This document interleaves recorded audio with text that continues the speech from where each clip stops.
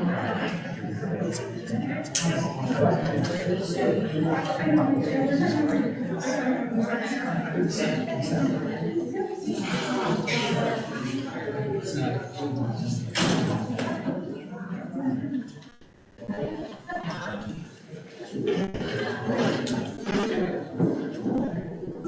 evening and welcome to, sorry about the microphone. Good evening and welcome. My name is Ray Crawford. I will be facilitating for this evening. Hopefully we have a lot of people that want to speak tonight, so we want to be expeditious in our manner. This is a Tax Revision Commission Conversations town hall meeting, not an official hearing. And so this is a good time to hear from the public about their ideas, about the proposals that are online, as well as other ideas they may have to present to the commission. We have members of the commission here, and I will open up with a handoff to Mayor Williams to give greetings.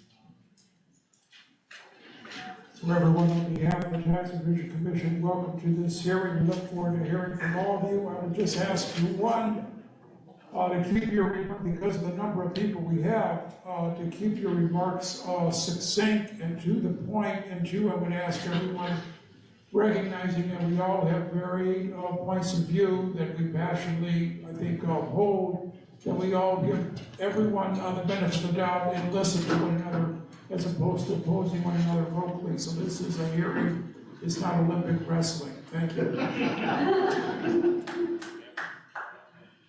Thank you, Mayor Williams. A couple of agenda items for the evening and protocol so we understand how the evening will go. Speakers will be called up in groups of 5. That may or may not be necessary depending on your proximity to the microphone, but we will call names. If I say your name wrong, please charge it to my head and not my heart. Each speaker will be allowed 2 minutes. When you get to about 90 seconds, I will wave my hand and ask you to start closing your comments because we have over 50 speakers for the evening. Remarks will close at 8:55. The library closes at 9. And so we want to make sure that we're judicious in our time that we've asked for from this place that has been secured through tax dollars, the Martin Luther King Library. So with that, I will also pass it on to Nick to give us a brief presentation about the Tax Revision Commission, and then we'll go into comments from folks here. Great. I'll be super brief. My name is Nick Johnson. I'm the Executive Director of the Tax Revision Commission. We're really grateful to everybody for being here on this lovely Monday evening to talk about tax policy, incredibly important topic for all of us. I think I just want to remind all of us what the principles are for the commission. Early in its tenure, the commission adopted a set of guiding principles to really lead us through all of our work together.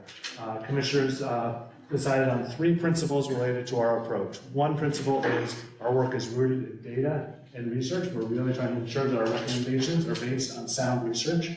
A second is why we're here tonight, in part, to engage with people across the district and really listen closely to the diversity of ideas and perspectives that we have here in the district on tax policy. And thirdly, to work together collaboratively. Members of the commission are here at the front. They're eager to hear your views. We will take what we hear tonight and all the other input we've gotten throughout the year, and the commissioners will have conversations and try to come together to a package that we can all agree on, that we can put forward to the council and the mayor that advances the best possible thinking on this topic. Substantively, the commissioners agreed to 4 key policy goals, really distilling the statutory charge that the commission received from the council. One is to really focus on having a broader, more resilient tax base, recognizing that we're in this post-COVID economy. A second is focusing on economic efficiency and competitiveness, really thinking about the economy of the district at this critical moment. A third is progressivity and racial equity. For the first time, the council actually introduced the concept of racial equity into the statutory charge for the commission. And the third is simple, open, and fair administrative processes. So we've heard a lot of comments as we've been listening across the district, folks talking about what it's like to actually interact with the tax system here in the district and how those interactions could be better. So our process we've been as inclusive as we can be, given our finite amount of time and bandwidth. We've had 18 public briefings where we've heard from tax policy experts. We've also had over a dozen listening sessions with various groups of stakeholders, and I know a number of folks in this room have had the opportunity to participate in those, and those were incredibly helpful. Over the last 2 months, the commission has been meeting, and they've been talking about considering the more than 80 proposals that I'm sure most of you have seen on the website. And we've had over 80 written statements submitted already, and that's not even counting all the ones that are flowing in the last few days, as many of you and others have been responding to the proposal. Everything we've heard is available on the TRC website, hopefully reasonably easy to find and digest. I'll just say a couple of words about what happens after tonight, and then I'm going to turn it over back to Ray, who will turn it over to all of you to speak. After tonight, the commission will be meeting again in the course of November and December. And really now the job of the commission is for them to develop a package of recommendations with the goal to submit them to the council and the mayor by the end of December. That's the goal. Public comments for this phase close tomorrow, and I'm hoping those of you that haven't already had a chance to submit a public comment on our website will be able to do so by the end of the day tomorrow. But that's not the last chance. We'll then open a comment period after a draft recommendation is put forward to allow folks to respond to the draft package of recommendations. I'm hoping we'll be able to open that up about November 15th and give folks about a little over a week to respond so that then the commission can take that into account as it moves towards its final set of recommendations. Again, that's the goal. These dates are tentative. Things have a habit of changing, but that's where we are right now. So Ray already told you a bit about the agenda, so that's where we are. And again, thank you all so much for being here tonight. I'll be at the back of the room waving to Ray to help him keep time on folks' remarks. And just to really appreciate all the participation we've had from many of you throughout this process. Thanks, everybody. Thank you, Nick. And thank you, everyone, for attending. We will get right into the speaker order. We had a speaker order list outside. When you walked up, you may have received it. So if you identify your name, please be prepared to walk to the front. The microphone is in the front. Again, if you look up occasionally at the 1 minute and 30-second mark, I will give the nod, or I will give a strong ahem to keep people moving through the evening. We want to hear from as many people as possible, so please be judicious. The first person to speak this evening is Yasmin Holmes. Yasmin Holmes, is she available? Yes, Yasmin, please.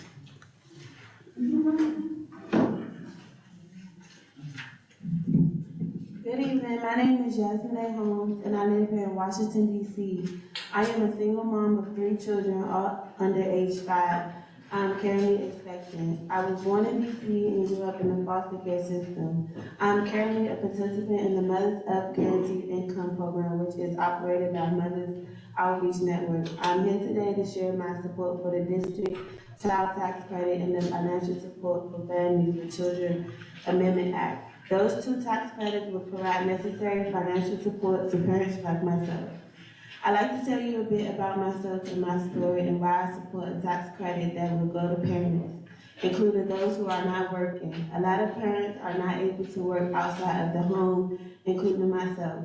When my kids was younger, I used to work at a grocery store, but with jobs like that, you don't get a set schedule. Some days you work early and some days you stay late. And the daycare facility complained that I wasn't picking my kids up on time, so I had to stop. The job took a toll on my body and on my mind, and I couldn't do it anymore. I left that job and now care for my kids full time.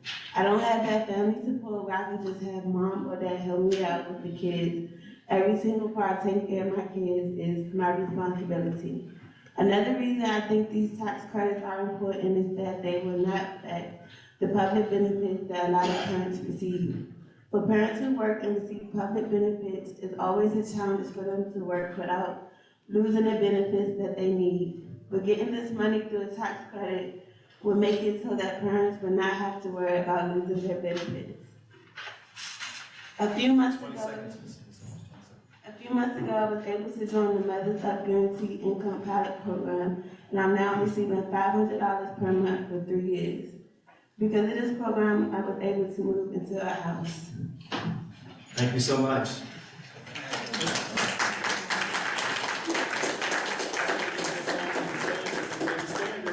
was under 2 minutes, so she gave the standard for the evening, so we'll keep going. Thank you, Ms. Holmes.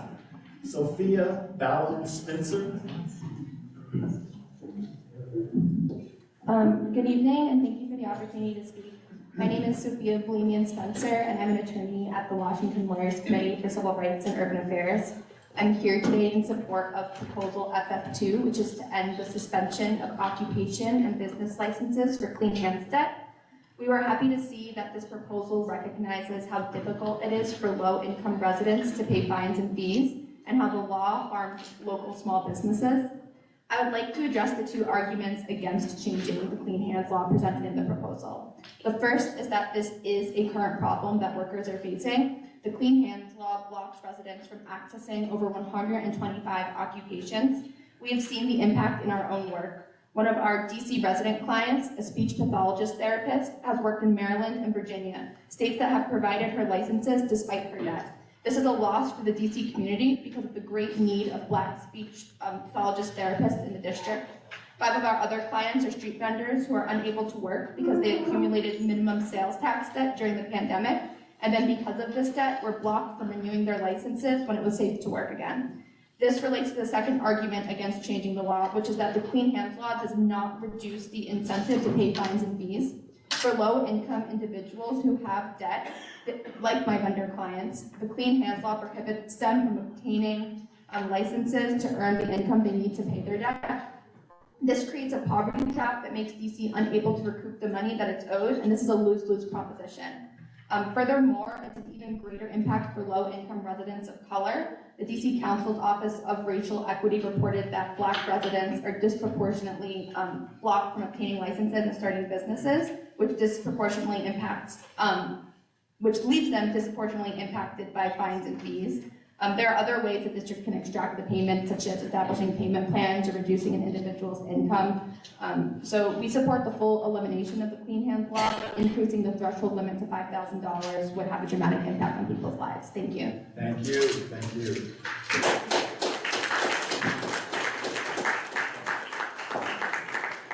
If we have time at the end, we would offer the ability for folks in the audience to also give testimony, so it's all fit. The next person is Ariel Levinson Waldman.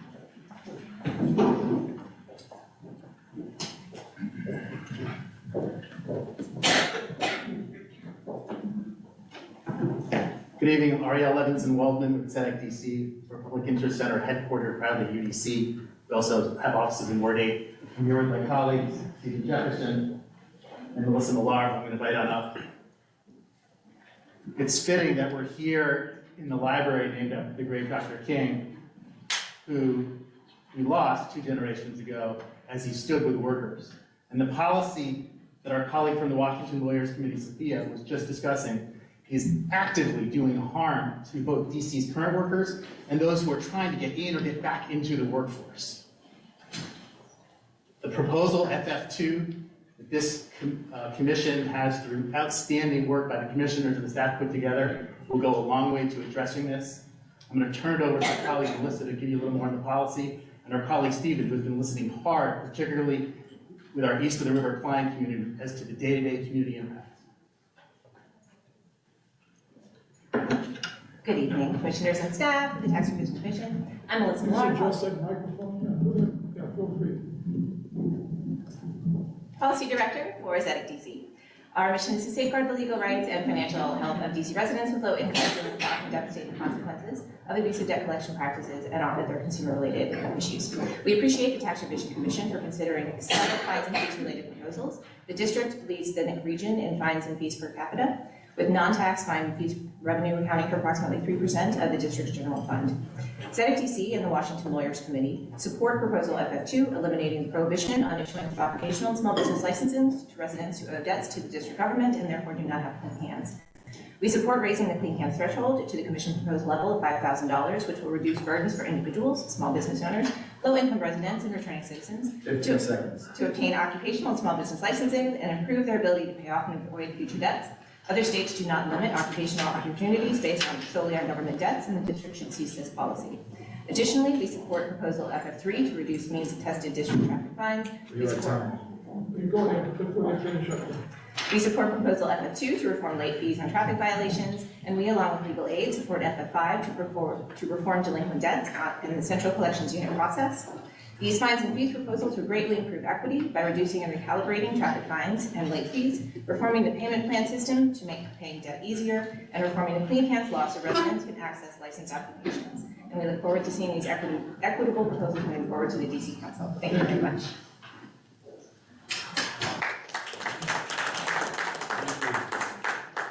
The next person to come to the microphone is Melissa Miller. We just heard. So this is Mr. Jefferson speaking as part I'm of. sorry, I didn't know you guys were lined up. No, thank you. Sorry, Mr. Jefferson, go ahead. Good evening, everybody. Just real quick, talking with a lot of residents east of the river, a lot of them just want a hand up, not a handout. And they know that sometimes the fees a little bit over the $100, and they may owe maybe $200 or $300. But like I said, they just want a hand up. If they could just raise that limit, so they can get back to work. They want to pay the fee. They want to get back to work. That's all. My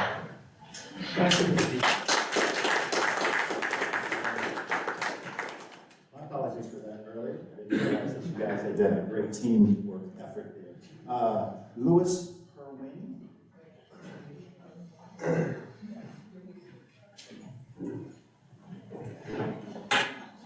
Thank you, Mayor Williams and the rest of the Tax Revision Commission for the opportunity to speak today. My name is Louis Perwin. I'm a Ward 6 resident. I've lived in DC for 10 years. I have my kids, I live in Capitol Hill. My kids go to Brent Elementary School.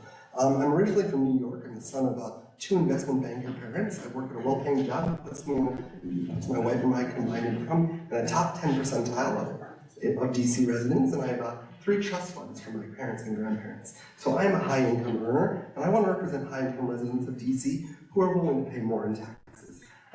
We live in Washington, DC, not Alabama. We're not the type of people who say, take your hands off my guns and my money. We are willing to pay our fair share to help our neighbors. There are many ways to do this. I'm not the expert on policy. You could tax mansions. You could tax incomes over $1 million. You can tax capital gains. But I do want to say I am willing to pay those taxes. And there are others in the room who can speak to that better. But I also want to speak against this race to the bottom in terms of tax rates. I live in DC because I can walk to Nationals Park and the National Mall. I can walk to DC because I get free pre-K for both of my kids at a great neighborhood public school. These are public goods paid for by tax dollars. I'm here because of the services offered by the city, not because of the taxes I have to pay to support those services. Now, that said, I have thought of leaving DC, but not because of taxes, because I feel like I can't send my kids to my neighborhood public school, and I don't want to participate in the Lord of the Flies to get my kids into a high-performing public charter school. So if you want to keep people like me in DC, tax people like me, to invest in schools, invest in equality, so all our neighbors can have kids who can perform as well as mine, and invest in public services. If you want to keep people in DC, tax people. 10 seconds, Mr. Perwin. If you want to keep people like me in DC, tax people like me in DC to make DC a place where people like me want to live. Thank you. Thank you.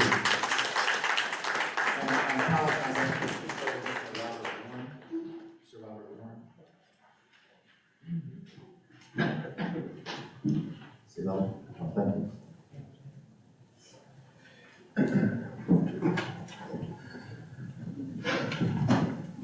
Good evening, DC Tax Commission, DC residents. My name is Robert Warren. I am one of the founding members of the organization People for Fairness Coalition. We are grounded in the belief that housing is a human right, and that effort PFFC has adopted a universal right to housing campaign to bring about a public policy based on DC residents having the ability to qualify to receive housing vouchers, a system based on HUD definition of affordable housing being 1/3 of individual income. People for Fairness Coalition is expressing its continued call for cities to support developing a universal housing tax-based subsidy system to ensure vulnerable populations can achieve stability to succeed in addition to supporting housing subsidies. We are in support of public, social, and corporate ownership of housing. I just came in here to the library and I just noticed the display right out inside the wall. It's been 50 years since the District of Columbia has gotten control of what we call our tax dollars. And for every year the mayor holds a public forum speaking about how our tax dollars should be spent. District residents continue to say our tax dollars should be used for public health services and housing. But our city officials have failed to do that. They have systematically engaged in economic discrimination against our residents here in the District of Columbia, specifically through our tax-based system. It needs to change.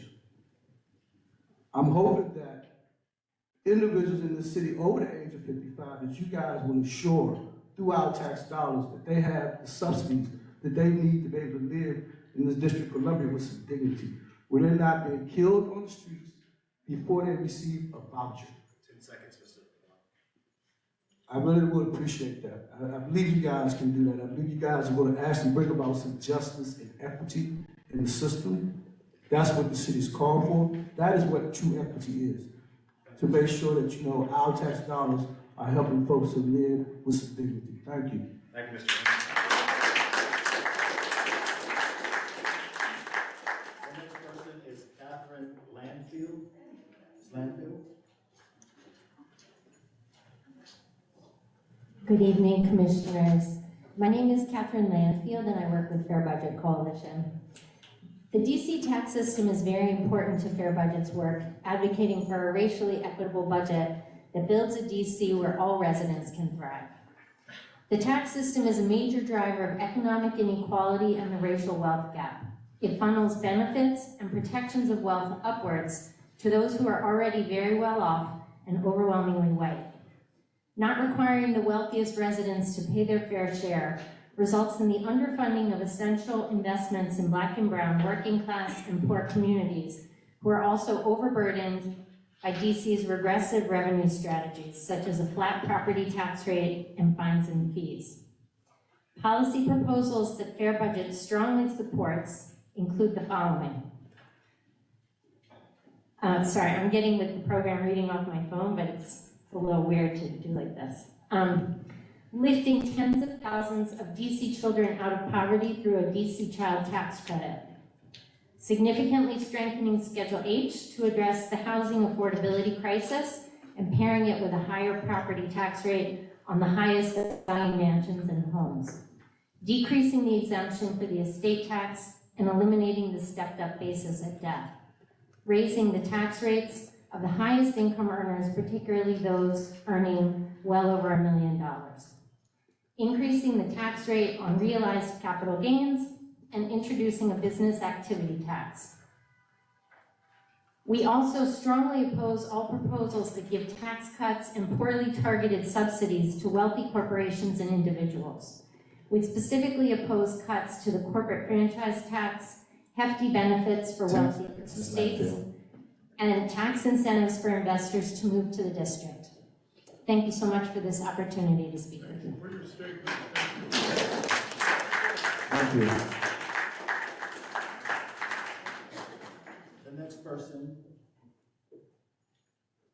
The next person is Carla Reed Witt.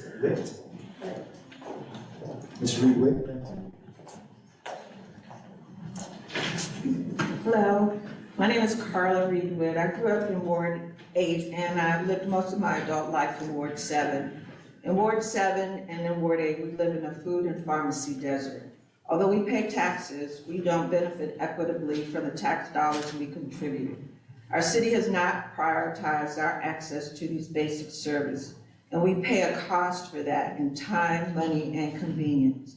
Those costs are a de facto tax on those who live in our community, a tax that others in DC don't pay. Not in lieu of, but until the city remedies this inequity, communities that exist in food and pharmacy deserts should receive a tax subsidy to assist with the extra cost imposed on those communities. This subsidy could come in the form of a tax credit or perhaps a direct payment by zip code. Thank you for allowing me to speak. I stand in solidarity with Just Recovery DC. Thank you, Ms. Reed Witt. Our next speaker is Moish Pasternak.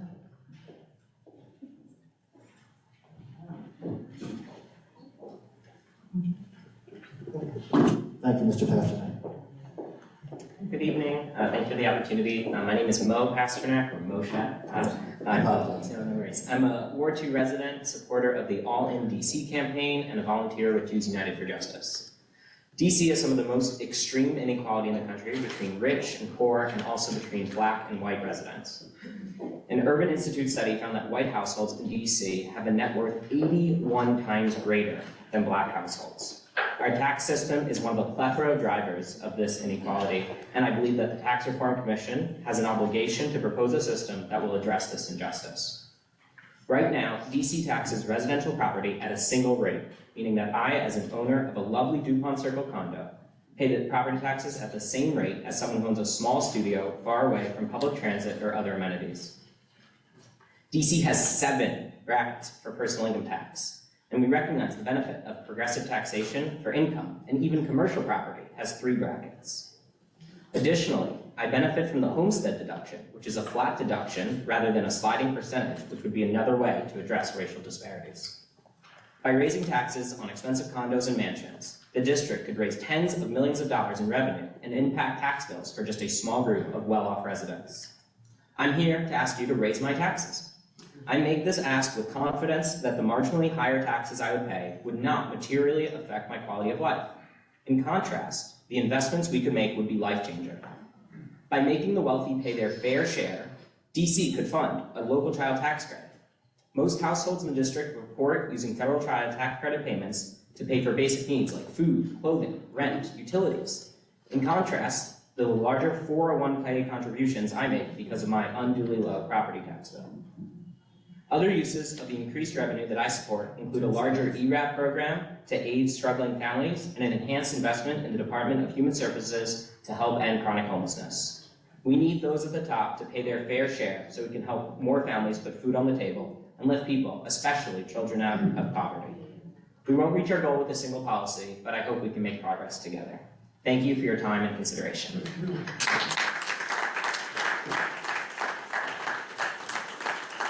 Thank you, Mr. Pasternak. The next speaker is Mr. Richard Dyer.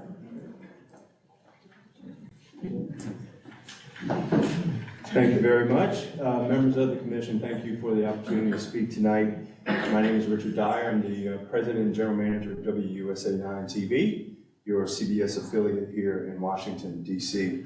I'm also the current president of the Maryland, D.C., and Delaware Broadcasters Association, which represents approximately 15 local television stations and 75 local radio stations in the district, Maryland, and Delaware.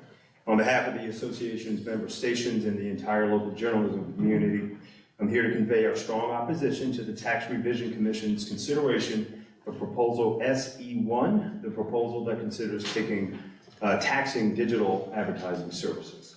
We urge the commission to reject the proposal. Here's why. The proposal, and any proposal that would tax digital advertising or advertising more broadly, is problematic. A tax on digital advertising would hurt local media entities like TV stations, radio stations, and print and online newspapers, as well as small businesses. Local TV and radio stations are available to the public for free over the air. Local radio stations get almost all of their revenue from the sale of advertising, and advertising sales make up the majority of revenue for local television stations. Local newsrooms are already struggling. Now is not the time to make it harder or more expensive to provide the public with high-quality journalism through a tax on advertising. The DC Council recognizes that. In fact, just last month, the DC Council introduced a bill called the Local News Funding Act of 2023 that acknowledges the importance of local news and the challenges the industry faces. On behalf of the district's local television and radio stations, I urge you to reject Proposal SE1. Thank you. Thank you so much, sir. Next up, we have Ms. Ivy Savoy Smith. Thank you, Ms. Smith. Thank you so much. I am Ivy Savoy Smith, and I am the Senior Vice President and Market Manager for Odyssey DC, which owns 6 radio stations here in the DMV. And I am also with the Maryland DC Delaware Broadcast Association with Mr. Dyer. And like my colleague here, I'm also here to speak in opposition to Proposal SE1. My colleague mentioned the negative effects an advertising tax would have on small businesses. I would note that the Alliance for an Affordable DC submitted a letter on the record on behalf of nearly 500 small businesses urging you not to recommend new taxes on businesses here in DC. And here are some various reasons. The businesses in the tax code consider advertising to be a cost of doing business. Imposing any tax, making advertising more expensive, it sends a clear signal that the district is unfriendly to businesses, large and small. Our businesses have not recouped and bounced back from COVID, which the market clearly shows, with the advertising market still down 12% in the radio industry, which equates to about $19 million. I'm not a lawyer. We know that any tax on advertising, and specifically a digital advertising tax, will be subject to legal challenges. And we see that here in Maryland as well. We are part of the board that has Maryland as well. And Maryland's digital ad tax remains in the courts to this day, with questions of who gets taxed, what transactions or sales get taxed, what ads are taxed. Are we talking about ads sold in the district? What does it mean to sell an ad in the district? Are we only seeing tax ads seen or viewed in the district? And how would the district enforce the tax? These are all some of the things that Maryland is dealing with right now in court. So we do oppose this advertising tax. It would hurt small businesses. It would hurt our newsrooms, in TV and in the radio, especially with our local news programming that we offer. So we hope that you recall this advertising tax, and you'll recall that in 2020, you were considering an advertising tax, and it was widely decided against it. So I urge this commission to do the same. Thank you so much. Thank you, Mrs. Savoy-Smith. Ms. Rebecca Snyder. Thank you, Ms. Snyder. Thank you. Good evening, commissioners and residents of DC. My name is Rebecca Snyder. I'm the executive director of the Maryland-Delaware DC Press Association. I stand in support of my broadcaster colleagues. The Press Association. So we represent, places like the Washington Informer, the Post, and over 145 news media outlets in Maryland, Delaware, and DC. We too stand in opposition to this proposal. It's really quite simple. Raising the cost of advertising is a bad idea. The council's rejected it previously. As Richard had said, it will have a crippling effect on DC's local media organizations. Advertising has still not rebounded. It's a very difficult market, and when you raise the price of advertising, advertising goes down.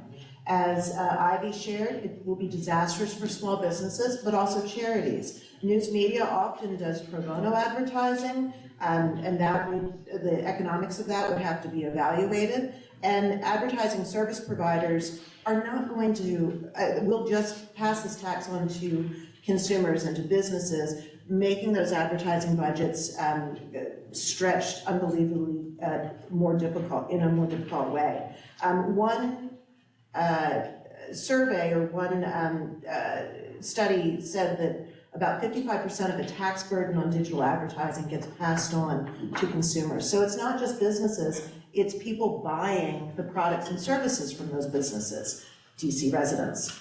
And Ivy also discussed the ambiguous tax implications. If you are following what's happening in Maryland, you'll see that there's confusion over who is being taxed right now, and it's a little bit of a mess. And then, of course, there's ongoing legal disputes. So we urge you to reject this proposal, and I'm happy to answer any questions. Thank you. Thank you, ma'am. Our next speaker is Ms. Lenore Edie. Thank you, Ms. Edie. Good evening. I am Lenore Edie, tax counsel with the Council on State Taxation, or COST. COST is a nonprofit trade association with a membership of over 500 multi-state corporations. COST is not an organization that advocates for no tax. Our members understand that taxes are the price one pays to live in a civilized society. What we do advocate for is that taxes be administered fairly and with no discrimination, and that they be transparent. To that end, we've developed the Cost Administrative Scorecard, on which the district's most recent grade was a D-. We need to let everyone know that that scorecard is in no way a critique of OTR, but rather of the statutory parameters under which they operate, which you're addressing now. Among your stated policy goals are simple, open, and fair administrative processes. People are much more likely to comply with a system that they believe is fair. The following proposals will improve DC's rate on our scorecard, but more importantly, will help make the district's tax system fairer for all taxpayers. First, a 1-month extension for filing income tax returns after the federal due date. Second, equalized interest rates for tax refunds and tax underpayments. Third, additional time for taxpayers to respond to notices from OTR. And fourth, strengthening the Office of the Taxpayer Advocate. Ideally, the Taxpayer Advocate will be empowered to assist taxpayers whose federal payments have been seized under the Treasury Offset Program. We applaud the Commission for considering these proposals, and we thank you very much. Thank you, ma'am. The next speaker is Joe Bishop Hinchman. Thank you, Mr. Hinchman. Good evening. Hello from Ward 5. Design your tax code for Ward 1. If you knew nothing about DC other than our tax code, you would predict we would have lots of nonprofits, expensive single-family homes, and don't have a lot of commercials, especially small business, paying on their individual return, and married people. And it's that last one that I want to talk about. It's all the way in the bottom right of the proposal, simplify tax filing statuses. This was in the 2013 Commission recommendations. In fact, I think it was the first of the 2013 Commission recommendations, but I don't think it's made the cut yet for this time, and I'm hoping to persuade you to reconsider on that. DC has the federal government has 5 filing statuses, where for married, it's double the single filing status. That makes sure that you avoid a situation where 2 single people pay less in tax than they would if they were married, but not DC. DC has a marriage penalty. There is a credit you can take if you know where to find it and how to calculate it, and can do the math to allocate it out accordingly. I've helped people with their tax returns, and I can tell you many people do not do that. And so the estimate on here of saying this would lose $51 million in revenue, what that says to me is that we are tricking married people, rich and poor alike, into paying $51 million more than they owe. We ought to fix that. As I said, the 2013 Commission included that, so I feel like we're going backwards if it doesn't appear in the 2023 report. I hear all the time that we should be doing more in the city to keep married people here, not just single people. So let's see if we can tackle this marriage penalty. Thank you. Thank you so much. Our next speaker is Paula Edwards. Ms. Edwards. Thank you. Hello, thank you for allowing me to speak this evening. I wanted to bring up the idea of the Taxpayer Advocate's Office. I agree very much with strengthening that office, and also at looking at the rights of individual income taxpayers to appeal. I'm accustomed to working with the IRS, and they have a very robust appeals process. And the process in DC is extremely limited. A taxpayer has resorts to 1 involuntary conference, and then to speak. I'm sorry, I just got off the train, it was stuck. And then 1 route of appeal to the Office of the Administrative Hearings. After that, the taxpayer then can go to Superior Court. There's no mediation process unless one goes to Superior Court. In order to go to Superior Court, one must pay the taxes. So while one does not have to pay the taxes to go to OAH, one has to pay the taxes to go to Superior Court, and that's the only place where there's mediation. If you put mediation into the Office of the Taxpayer Advocate, then that saves lower income taxpayers the duress of having to make a step into Superior Court. So I would like you to consider that change. Thank you very much. Thank you. Thank you so much, ma'am. The next speaker is Dave.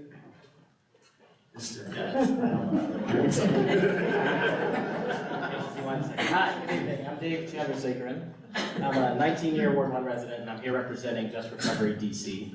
We're a large coalition of organizations, individuals, community leaders, and DC residents who came together in 2020 to call on the district to raise revenue through taxes and invest in the key programs that were supporting families most in need, especially those hit hardest by the pandemic. So, as you know, the district has experienced sort of 2 decades of enormous growth and prosperity for some parts of DC. But we still display some of the worst and most extreme economic disparity and poverty rates in the country. particularly in Black and brown communities. We feel like it's time, certainly, to adjust the tax code. We think the current tax code has both contributed to and really exacerbated this kind of disparity. So as part of our current All In for DC campaign, we do believe it's time to revise the tax code, and to do so by correcting our tax policies, so that those who have benefited disproportionately will finally pay their fair share. And that can be through adjusting income taxes on very high earners, capital gains tax, tax on extreme wealth, property taxes on very high value homes, estate tax, business taxes, and others. Now, our coalition, including folks who are high income earners themselves, believe that all these policies should be on the table so that the tax code is more equitable and so that DC has the resources to ensure racial and economic justice for all DC residents, especially the many families who are still continuing to face financial hardship coming out of the pandemic. We hope the Commission's recommendations will include more of an emphasis on these progressive tax policies and look forward to working with you and the Council over this coming year. Thank you so much.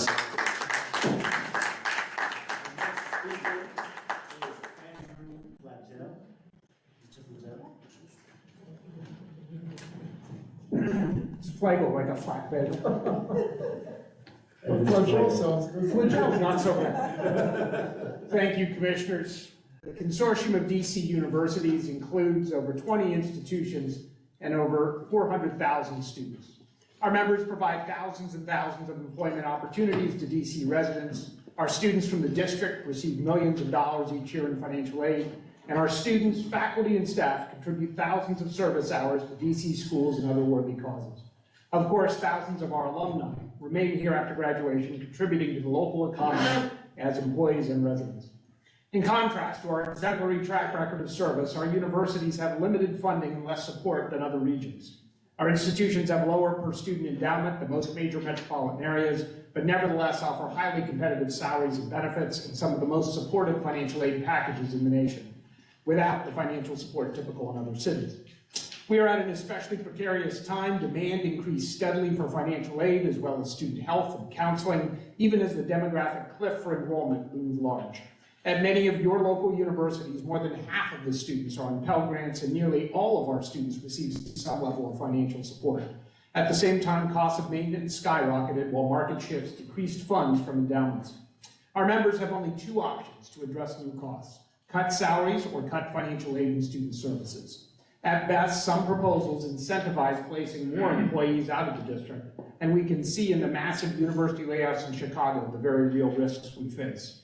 Despite the unprecedented resource strains our universities confront, unlike national organizations with little local interest, our universities proudly make massive investments in expanding economic development.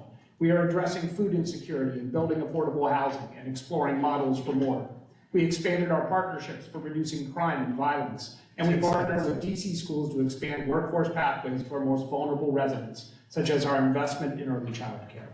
As a result, we urge the Tax Revision Commission to avoid any proposals that strain our resources further and push those costs onto our students or cause reductions in DC's largest non-federal workforce. Thank you, Commissioner. Thank you so much. The next speaker is Justin Palmer. Thank you, Mr. Palmer. Good evening, members of the Tax Revision Commission. My name is Justin Palmer. I'm Vice President for Public Policy and External Affairs, the District of Columbia Hospital Association. DCHA members employ more than 27,000 individuals, and the industry as a whole supports a payroll of over $2.4 billion and provides $465 million in benefits to its employees. Based on the most recent data available, our hospitals had expenditures nearly $5.5 billion that led to $7.5 billion in total output in the district, its economy. First, I want to address policy option P7. As you're aware, this option would create payment in lieu of tax program in the district. The premise of this proposal is to anchor organizations that are exempt from property taxes consume more resources and services, but fail to contribute to support them. This premise is not accurate. Our members, which do include nonprofit and investor-owned hospitals, provide a tremendous amount of economic benefit to the district. In 2022, hospitals provided over $36 million in charity care and financial assistance, $23.6 million in community health improvement services, $3.6 million in cash and in-kind contributions, and nearly $2 million in community building activities.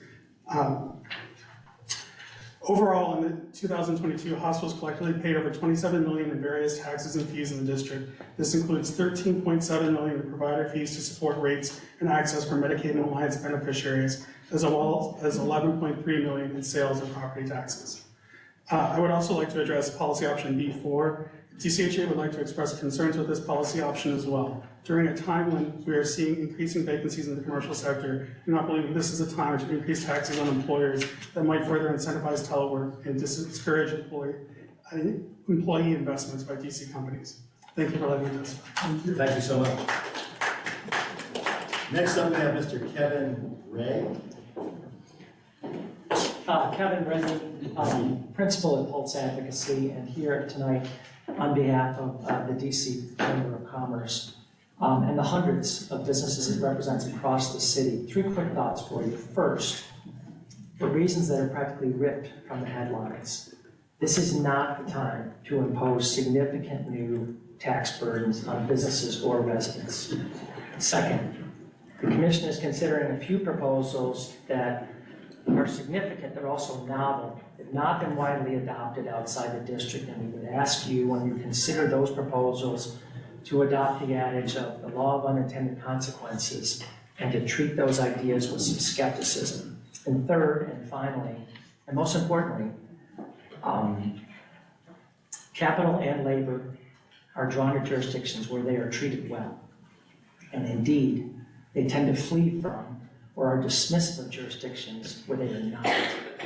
So with that thought in mind, I would ask that you think about a way, find a route amidst the dozens of proposals you're considering to send a strong market signal to prospective and current investors, businesses, workers, and residents that the district is truly open for business.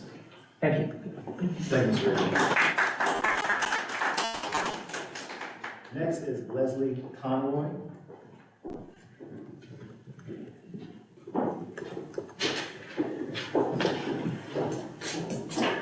Good evening. My name is Leslie Conroy.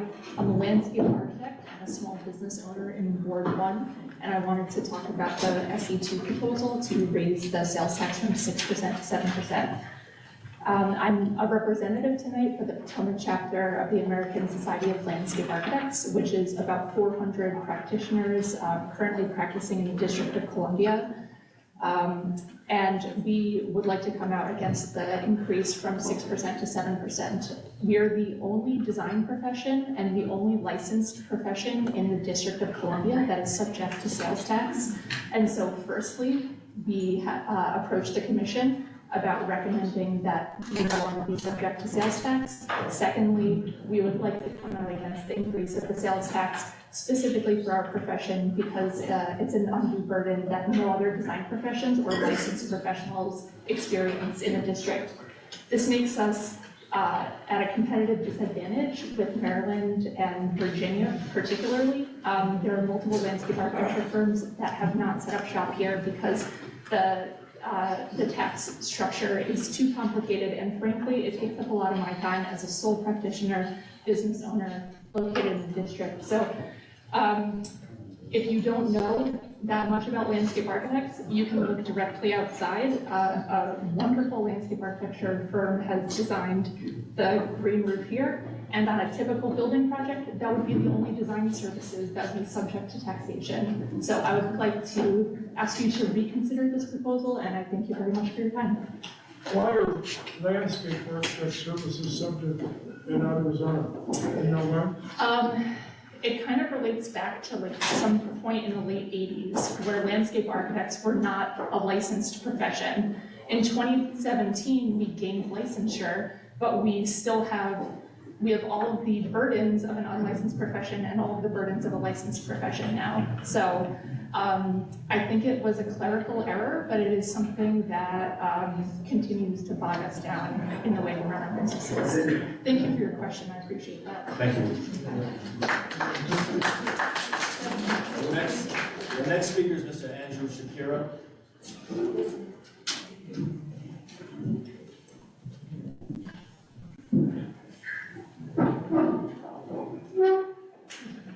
Thank you, Mr. Shapiro.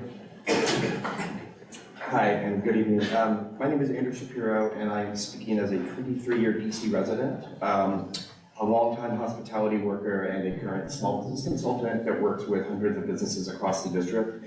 I want to echo my previous colleagues who spoke against this being the right environment to raise taxes. I think when you engage with businesses across the district and you engage with the challenges that they are facing, particularly with our public safety challenges, particularly with the migration of workers from the pandemic, and really just trying to get a foothold of where we are.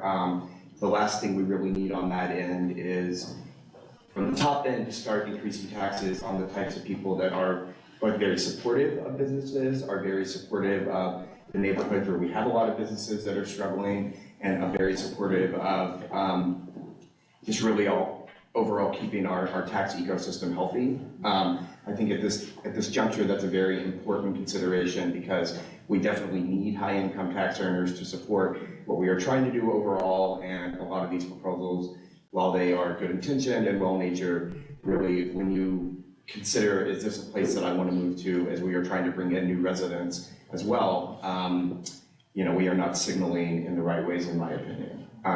On that note, I do want to speak to the necessity in reforming the Clean Hands. This is obviously a huge issue for the business community across the city.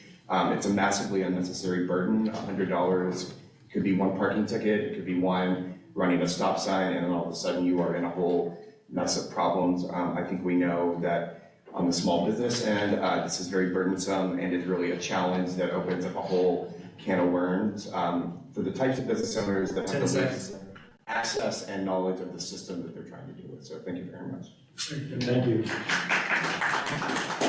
Next speaker is Shane Waddell Tabasola.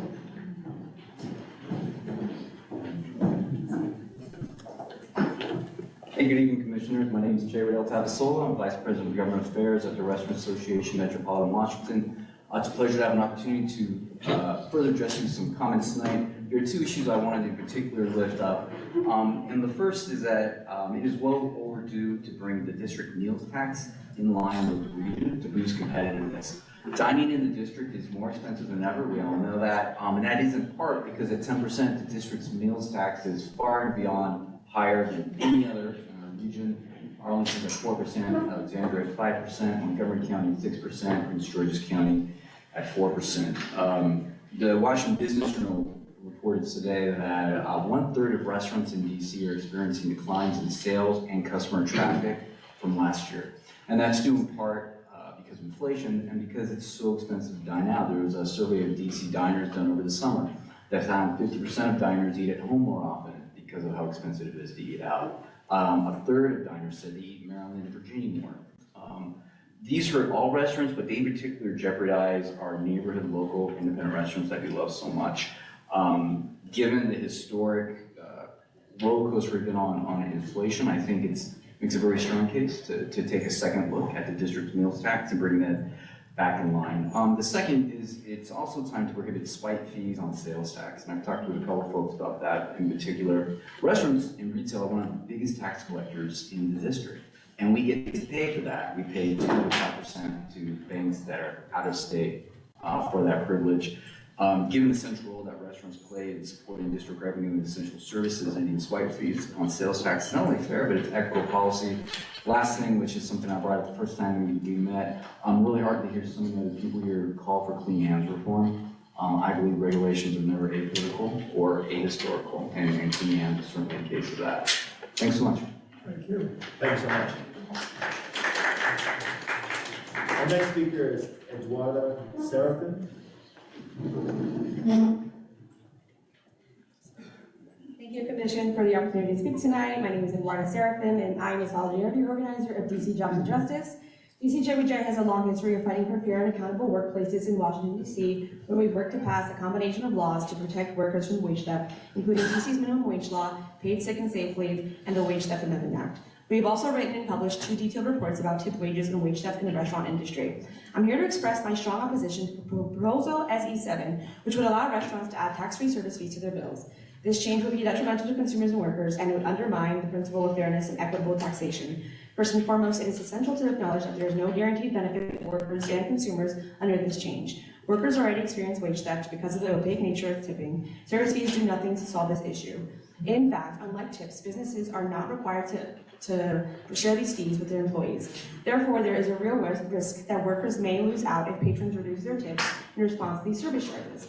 This would decrease the take-home pay for workers. I also find it ridiculous that restaurants want to pass off the burden of paying their workers fairly onto customers, but I digress. Furthermore, I'm concerned about this proposal's fairness. Tax-free service fees create a disparity between different types of restaurants. Fast food restaurants and those that choose not to impose service fees would pay a higher effective tax rate, which is unjust and inequitable. This change would severely hurt businesses that take the high road and pay their workers one fair wage out of their own pockets. Our tax system should strive for fairness and equal treatment among all businesses.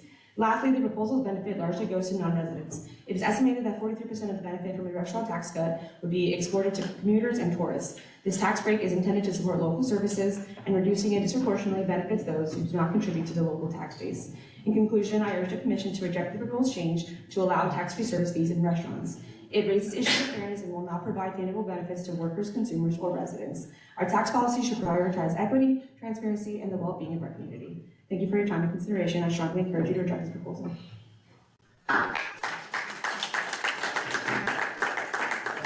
Just one service announcement. If you have a phone or something that may sound off while people are speaking, if you could turn off all your cell phones, we appreciate it. The next person to speak is Antoine Holmes. Thank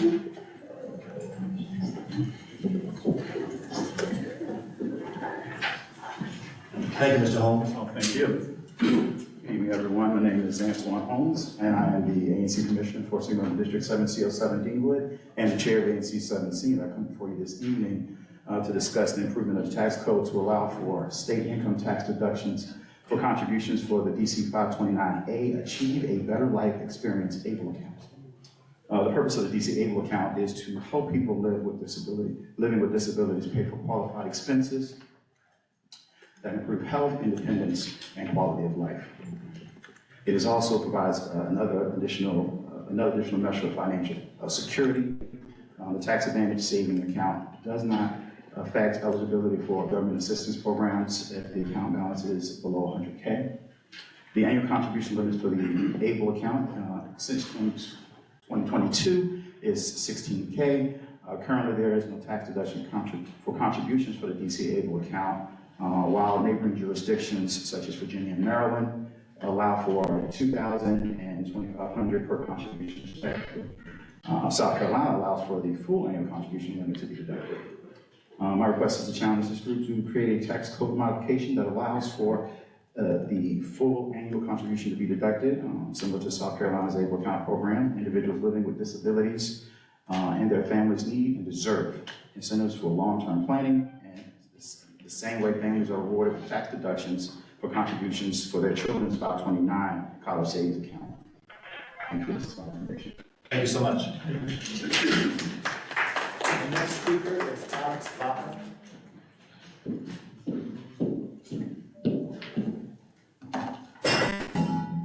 Running my own timer, civil race. Good evening, my name is Alex Baca. I'm the DC Policy Director of Greater Washington. I've submitted about 3 pages in support of proposal. Policy Director of what? Greater Washington. There's a sticker in the back of my laptop. I've submitted about 3 pages in support of proposal P6 to the Commission. There's a lot of footnotes too. So I'll use my time tonight to just talk about why I think it's meaningful to tax land and buildings separately. I think it's directly linked in particular to the forthcoming Metro budget deficit, which is going to require the district to raise revenues in some way, shape, or form. I don't think it is prudent to suggest that we can just leave things as is when the district needs to meet its obligations. I was heartened to see the CFO's presentation to the Mayor at breakfast the other day, talking about how we might address that. And one of those ways that Juju Watch has long supported is to value properties because of their proximity to metro stations. A 2019 Freddie Mac analysis found that the price increase for houses 1 mile away is almost $8,640, and that's in the District of Columbia. This was research on the district. That amount goes up by $1,636 for every 100 feet closer the house is to the metro station. I live 3 blocks from the George Avenue Metro Station. I love my house. My condo is not in the greatest of shape, and that is not the reason why my house is valued at $5,570 something. You know, I have an expensive condo, but our tax system treats it as if it is. So I would like you all to consider this. I would hope that the commission would not punt on this recommendation, as it did in 2013. And I hope that you all will recommend that the district, the council, the mayor will recommend that they implement a land value tax or a split rate tax within the next financial plan period. Thank you. Thank you. The next speaker is Rick Ryback. Mr. Ryback, thank you. Thank you, and thank you to the Commission for your hard work generating and reviewing these proposals. Please recommend adoption of Proposal P6, shifting the property tax off of privately created building values and onto publicly created land values. Although we clamor for affordable housing, DC punishes owners with higher taxes when they construct or improve a building, and DC rewards them with lower taxes when they allow buildings to deteriorate. Some communities have rectified this perversity by reducing the tax rate applied to buildings while increasing the rate applied to land. The lower tax on buildings makes them cheaper to construct, improve, and maintain. Surprisingly, the higher tax on land keeps land prices down by reducing profits from land speculation. Thus, without new spending or any loss of revenue, the tax shift can make both buildings and land more affordable. The tax shift accomplishes all the goals set up for the Tax Revision Commission. Economists endorse this approach. Yet the Tax Revision Commissions of 1998 and 2013 could only muster a deserves further study comment. There has been plenty of study. You raised some good questions at your September 26th meeting. I've addressed them in my written testimony, but the time has come to act. The tax shift has been successfully implemented. In each case, the results predicted by theory have been proven in practice. So the time has come to make a decision.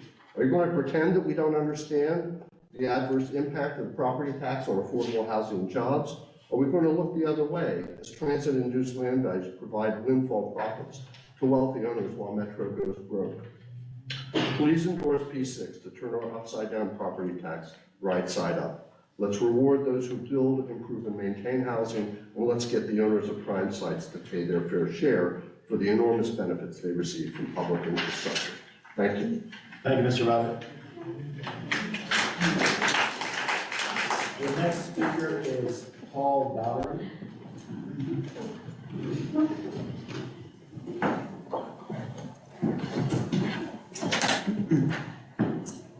For the past year, my colleagues and I have studied the DC budget in anticipation of the Tax Revision Commission meeting. Here's the reality of the DC real estate market that we face right now. Commercial properties account for 16% of the total revenue in the DC budget. I do not think that DC fully appreciates the following reality. DC commercial values have plummeted to values unseen since the 1980s. Trophy and Class A office assets were 50% of pre-COVID values.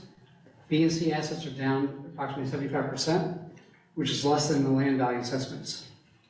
The commercial office vacancy rate is well over 20% and trading at 30%. And retail is 27% downtown and climbing. Current tenants, if they're not going 100% virtual, are downsizing their footprints at 25% on average when they renew their leases. And office residence conversions won't be our savior, as there's zero financing for these new constructions or conversions. We expect DC to lose a significant amount of tax revenue, commercial real estate over the coming years. To make matters worse, high-wage earners are leaving the city or are moving to places like Virginia suburbs and zero-income states like Florida and South Carolina. Rocket Mortgage and CNBC both rank DC as the 5th most expensive city in the U.S. We propose two different things for the city. One is to lower income taxes by half to make us competitive with Virginia. Our highest tax bracket is 50%, double what Virginia is. Raise sales taxes to 7%. This will function like a commuter tax, but really isn't. Raise the tax rate on apartments and commercial, and raise residential real estate taxes on homes with a value in excess of $1 million. This will not impact lower income and fixed income residents. On the corporate side, I propose that we enact a tax incentive package identical to what's being 10 implemented seconds, in Puerto Rico called Act 60.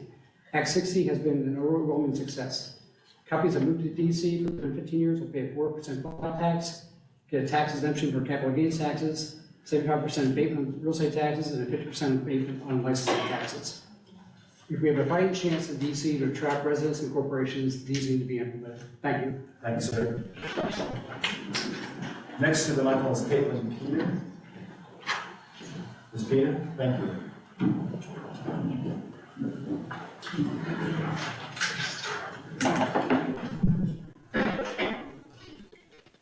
Good evening, Mayor Williams and Commissioners. My name is Catalin Peter. I am the Vice President of Government Affairs for the multifamily portfolio of the Apartment and Office Building Association of Metro Washington. Our members care for approximately 107,000 multifamily housing units through all 8 wards. Tonight, I focus on 5 proposals. First, we support increasing employment and training in communities facing high unemployment. Additional investment by businesses coupled with increased employment provides a direct boost to families and wages. We also support requiring economic and small business impact statements for tax legislation to provide much-needed analysis for the public. Now, most critical to our members, we highly oppose taxing multifamily buildings at or closer to commercial tax rates. DC is in a housing crisis and does not have housing stock enough to meet its needs, particularly affordable housing. We face historical increases in utility rates and mandated environmental upgrade costs. We now have a mandated lower allowable rent increase than inflation. This all comes after nearly 3 years of stagnant rents. At this stage, we ask the Commission do no harm to our housing stock. Finally, we oppose P11 and P12 to further increase residential property taxes at a time when the creation and improvement of housing, including affordable housing, is at a standstill. Alternatively, we recommend more creative measures to bring more housing onto the market by allowing housing providers to partner with the government, such as via lower transfer tax rates for certain long-term affordability covenants. Thank you for allowing me to testify. Thank you. Thank you so much, Ms. Peter. May we have Mr. Eric Jones?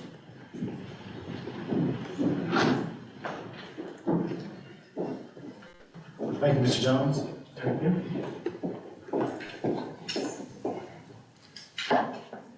Good afternoon, members of the DC Tax Division Commission. My name is Eric J. Jones. I'm the Vice President of Government Affairs, DC Commercial, for the Apartment Office Building Association. I'm here today as an advocate of fourth generation Washingtonian and a Ward 4 resident. Provide feedback on the package of proposals before the Tax Division Commission. While I'm aware that there are more than 80 recommendations outlined on the website, I only focus this statement on those that we deem most important.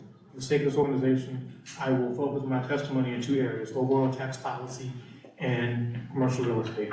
For overall tax policy, there are as part of our statement, we would like to first focus on the set of recommendations that fall outside of commercial real estate, which we believe would have an overall positive impact on the business community, which are B11, miscellaneous 2, and miscellaneous 3.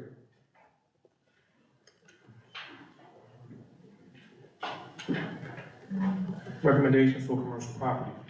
For this section, my statement will focus on 3 areas. I will begin by addressing recommendations P4, which we're fully in favor of.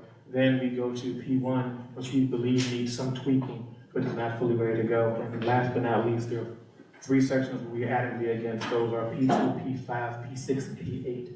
In a matter of time, I will end here and I will review my testimony which outlines in further detail. Thank you. Look forward to seeing the full part of your testimony. Thank everyone for keeping your remarks brief. Thank you, Mr. Jones. Tony, I'd also like to thank everyone for being opposed to everything in the finest conditions of democracy. Mr. Mancuso? Thank you. Good evening. My name is Tony Mancuso. I am the president of the DC Association of Realtors. Thank you, Mayor Williams and the Commission, for allowing DCAR the opportunity to express our thoughts and insights on the recommendations that have been outlined in your proposal. Our chief concern is that the proposal to increase Class 1 property taxes from 85 cents to $1, with the combination of increasing inflationary pressures, cost of living reaching record levels, and the emergence of new and higher income taxes just a year ago, an increase in the residential property taxes will only add to the inability of potential residents to maintain their quality of life. The Office of Revenue Analysis published a report using data from the IRS that indicated that during the COVID-19 pandemic, mid to high income earners left the district in alarming numbers and resulted in a sizable taxable income loss. Specifically, that the loss of 16,000 households and $3 billion in taxable income. U.S. Census data in 2021 and 2022 also supports this and offers further evidence that residents of the district are moving further away to areas where the cost of living is more affordable. Administering an increase in the tax rate upon current and potential residents will have adverse effects on the economic growth we all want to see in DC. Additionally, the proposal to phase in a higher rate tier of $1.20 per $100 of assessed value for properties valued at over $2 million would also only exacerbate the exodus of high-income earners in the city, further depleting tax revenue the city desperately needs. Finally, regarding the proposal to increase deed recordation and transfer taxes on highest valued residential properties, it's also important to note that in 2023 has seen the fewest number of transactions in the past 5 years. To date this year, there have only been 5,400 transactions. From 2019 to 2022, the district saw between 8,600 and 10,800 transactions.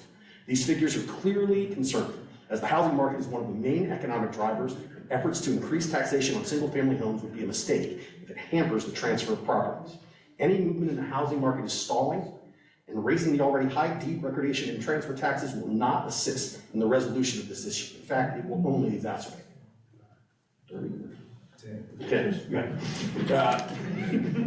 I'll leave the rest for written testimony. Thank you for the opportunity. Thank you, Mr. Venture. May we have Anthony Graham? Microphone. Thank you, Mr. Graham. Good evening, commissioners. My name is Anthony Graham. I'm a DC real estate broker and I operate a real estate education program here in DC. And my testimony today is on behalf of the DC Association of Realtors and our 3,000 professional members. My goal is to support the act of my president that he just presented. Last month in October 2023, the average closed sale of a one-bedroom condo was recorded in the Bright MLS system at an average of $412,000. The average two-bedroom closed sale at $664,000 and the average three-bedroom at $772,000. Of the 74 closed one-bedroom sales in October, only 11 of those units were closed with a sales value of $300,000 or less. Those figures are significant when you consider the people who buy those units, and that are first-time buyers and downsizing seniors.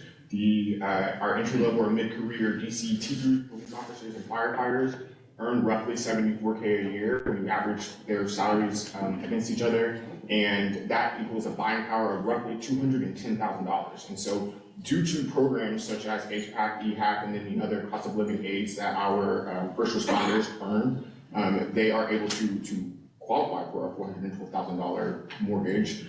However, as such, that means that it is already impossible for many of our entry-level and mid-career neighbors who are not first responders to realize the dream of homeownership. And so I echo that sentiment for our seniors who have fixed incomes. When you consider the cost of sale, the interest rates, the down payment for the minimum down payment requirements, it is difficult for them also to find affordable housing in DC. And so in summation, we are simply saying we understand tax revenue is the income of our government. We also understand it is increasingly expensive to operate our city. However, it's our goal to ensure that our district is, that we prosper. And despite the rise of cost of living, we are confident that a residential property tax at this time will impede prosperity, increase in property tax. Thank you.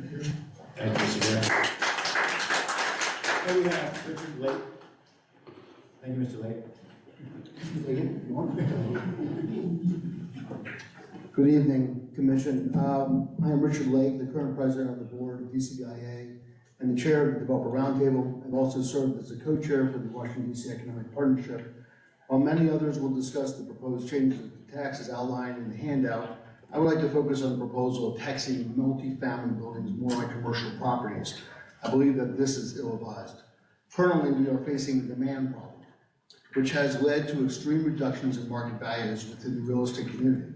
Unlike commercial buildings, multi-family buildings provide affordable units to their community of tenants. Multi-family buildings already make a significant contribution to the ecosystem of our city and its 54 distinct neighborhoods. Increasing taxes on these properties will only weaken their values and drive up costs for tenants as property owners would pass these costs to them. We are at a critical juncture with declining demand for our city. Raising taxes on businesses will likely result in more businesses choosing to leave the city, while there are other alternative options available to raise revenue. Using a retailer as an example who is experiencing declining traffic, that retailer would not increase their prices while still providing the same offerings. That retailer will actually lower prices to bring more customers to it. I beg you to reconsider increasing taxes at this juncture on our businesses and our multifamily properties. Thank you. Thank you, Mr. Holt. We have Destiny Sharp.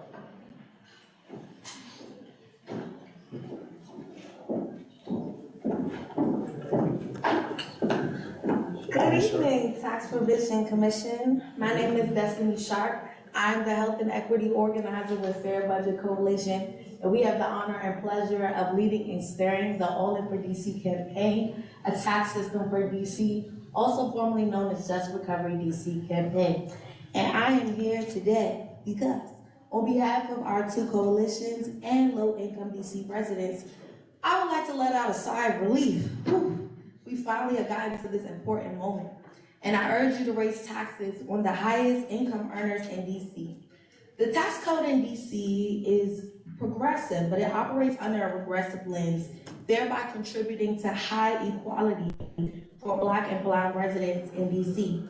And special treatment of investment, capital gains income, and raise the tax rate on capital gains for the high income taxpayers.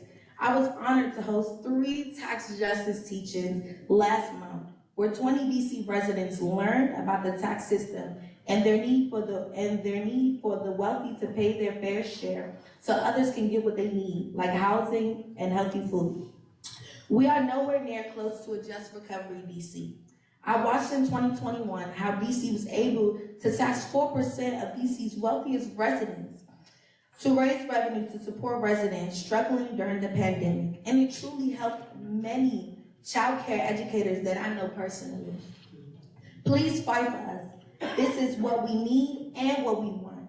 It is the only way to continue to create a stronger, racially equitable, just tax system for DC for years to come. Thank you so much for allowing me to speak. Have a great evening. Thank you. Thank you, Ms.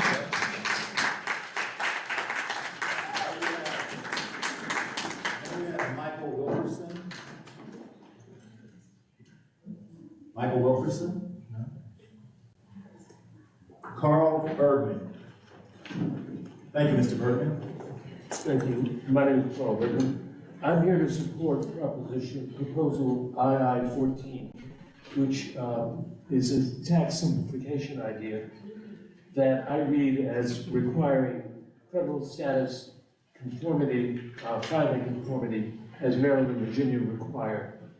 That previously I sent the commission a letter which is attached to my testimony, which I submitted earlier today, a letter to the Post. And I pointed out that married couples have several advantages over single persons under the current system. A couple filing jointly federally can file as 2 singles, thus significantly reducing their marginal rate and tax. Secondly, a couple can assign their tax deductions to the higher earner, again reducing their taxes. And I give an example in the letter of a couple making $260,000. If they simply take advantage of the current system, they end up paying $3,500 less than a single person can pay. If you adopt filing status conformity, the amount of taxable income would increase dramatically in the district, and the council could be able to lower the rate. On its face, the current system taxes individuals. In practice, it's a backdoor system that allows couples an unintended and unfair tax advantage. My only other comment is I want to thank your staff for making the proposals and the works of the commission very easy to assess. Thank you, sir. We have Christopher Williams.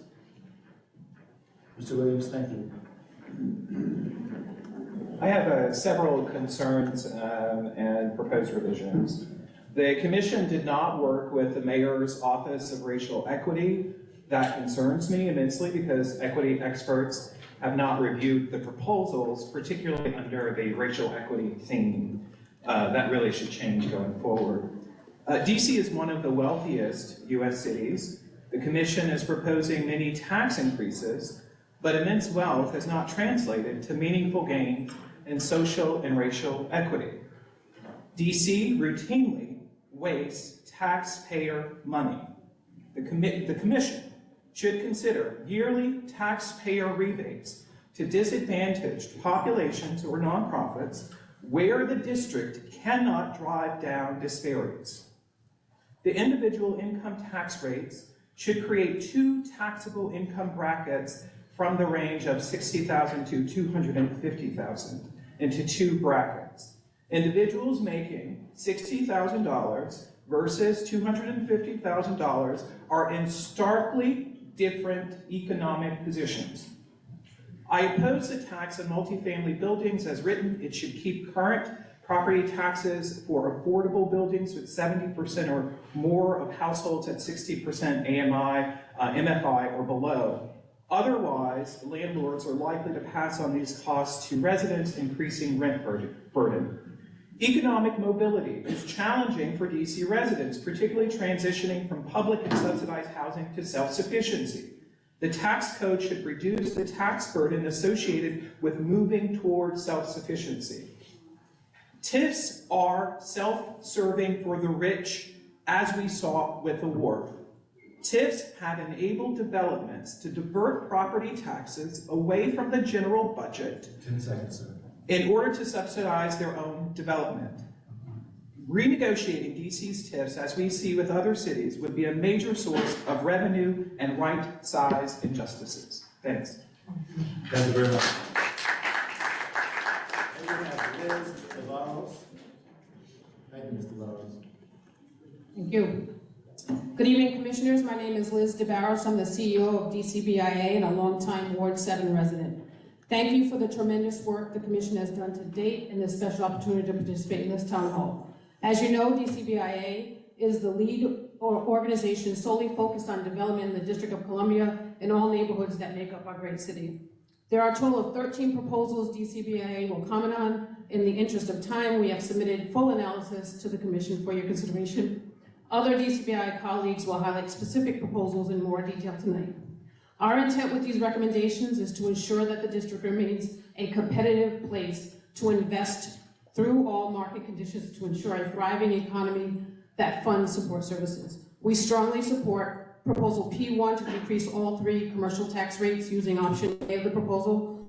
We believe lowering and simplifying the tax structure makes the district more competitive, can incentivize businesses to expand, investors to invest in DC, and create more job growth and economic growth. We support P9 to create the public-private working group. It's a great first step to review the property assessments.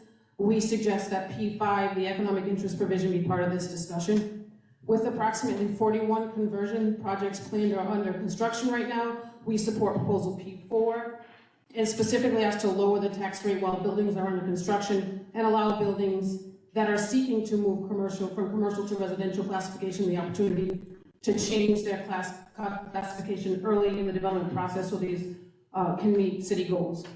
We oppose P10, taxing multifamily at the commercial property rate, as it strains multifamily. Property owners operating on a small profit margins leads to increased rents, worsens affordability, and could encourage homeowner migration to neighboring jurisdictions. 10 seconds. We specifically are concerned about how to increase the P11, the real property tax rate, and we're concerned about P12, raising the property taxes for high-valued properties. Thank you. Thank you, ma'am.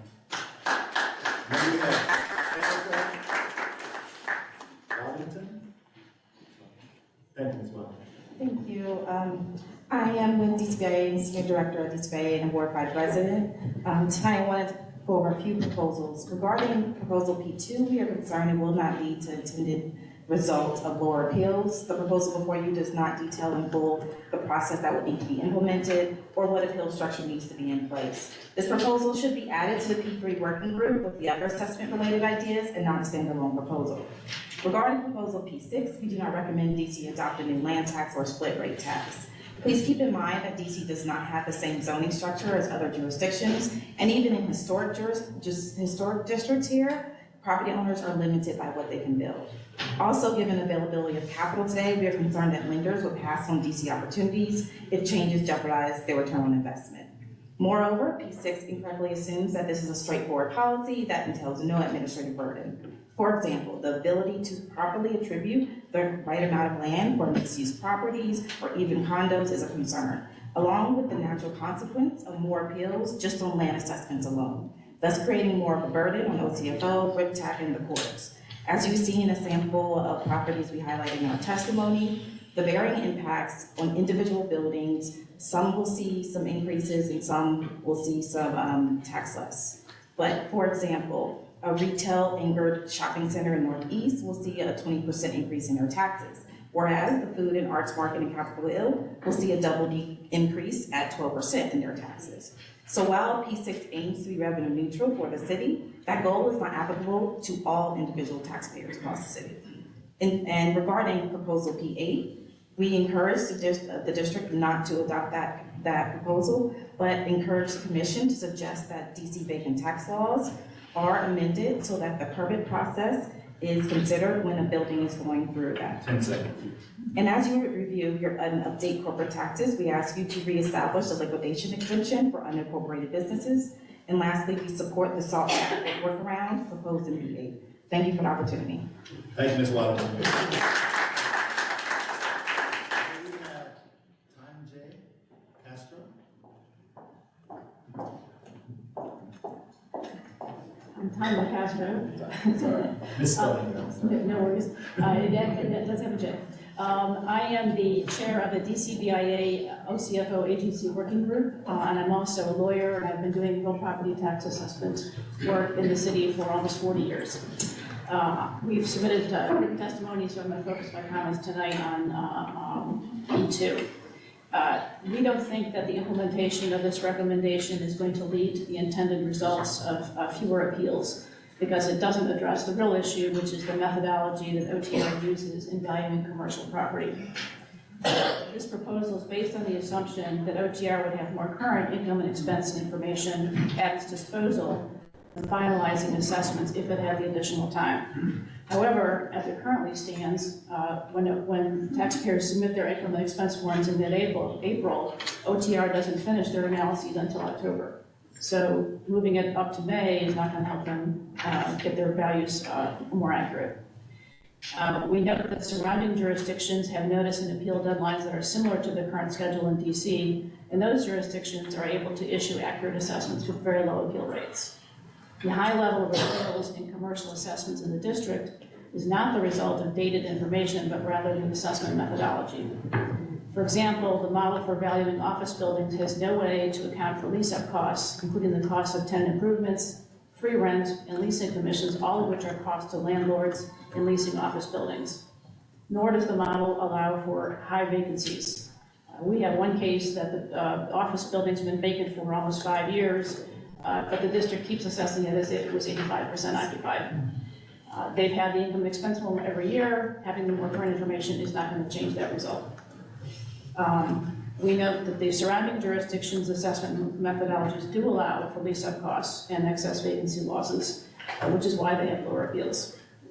10 seconds. Thank you.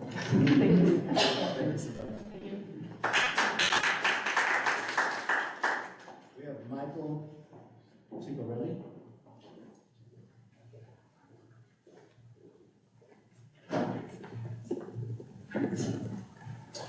Good evening, Commissioners. My name is Michael Ciccarelli, and I'm a real estate appraiser with Lippman, Frizzell & Mitchell. We're a commercial appraisal firm that has served the Washington market for over 40 years. The first proposal I'd like to address is proposal P10, which would tax multifamily buildings closer to commercial property tax rates. I understand that the goals of the specific proposal are to raise tax revenue, treat multifamily properties like other commercial properties, and bring different classes of properties into closer alignment and tax treatment. However, this specific proposed change is unlikely to achieve its primary goals for a number of reasons. Any increase in property taxes for apartment communities are likely to be passed on to the tenants in the form of rent increases. Most multifamily properties, like other forms of real estate, involve mortgages and debt coverage that need to be paid down by the property owners. In essence, any increase in multifamily taxes will be an additional tax on the renters. In order to ensure that the property is generating enough income to pay additional expenses and tax increases, that burden will ultimately fall on the residents. In communities that offer affordable housing units for low-income families, property owners are unlikely to be able to increase rents to cover these tax increases. In these cases, the result will be a decrease in net income, the property value, and of course the assessment. Small owners in multifamily properties often operate on narrow profit margins, and this is especially true for affordable housing communities, which are likely to be the most impacted by any increases in real estate taxes. The revenue estimate proposed by the district assumes that revenue increase will be linear based on no impact on the total assessment of multifamily properties. However, this will not be the case. As taxes increase, net revenues decrease, and property values will therefore decrease. It is likely that the increase in the tax rate will be offset by a decrease in multifamily property values, resulting in far less additional tax revenue than what is estimated or projected. In addition, raising taxes on the multifamily properties at the time of construction costs and interest rates continue to increase could exacerbate what is already a slowing market for new residential development. I've submitted my comments for your review. Thank you. Thank you so much. Then we have Kenyi Masaba. Thank you. Good evening, members of the Tax Revision Commission. My name is Kanye Masimwa. I'm a native Washingtonian, a resident of Ward 4, and a managing member of Capital Real Estate Development LLC. Capital Real Estate Development is a small real estate development firm focused on residential projects in DC. But first, I would like to thank you for considering the tax changes. Proposal 8. As a DCBIA member, I hope Proposal 8 is changed significantly before it's adopted. I do not think that it's good policy to penalize DC buildings or storefronts that have not been able to identify tenants within 180 days by taxing them at a higher vacant building tax rate. For example, the revised law should include provisional exemptions to take into account: 1, when a building permit has not been yet approved but has been applied for. 2, should it expand from the time from 12 to 18 months when applying for BZA, CFA, HPRB, etc., as those processes takes longer. 3, should address when a building has been leased but the new tenant has not commenced their portion of the build-out. 4, the commission should reinstate the exemption for casualties like fire and major disasters, which the code used to have. And 5, increase the timelines for properties under construction, given the time lag materials and construction delays. Proposal 10. I understand under Proposal 10, you're considering to tax multi-building properties at a higher commercial tax rate rather than at the commercial residential rate. I don't recommend that this proposal moves forward, and I believe it will be detrimental to housing affordability and development, especially for small developers like myself who rely on access to capital to help the district in its housing goals. The rest of my comments have been submitted for your review. Thank you. Thank you. Then we have Antonio Francis, please.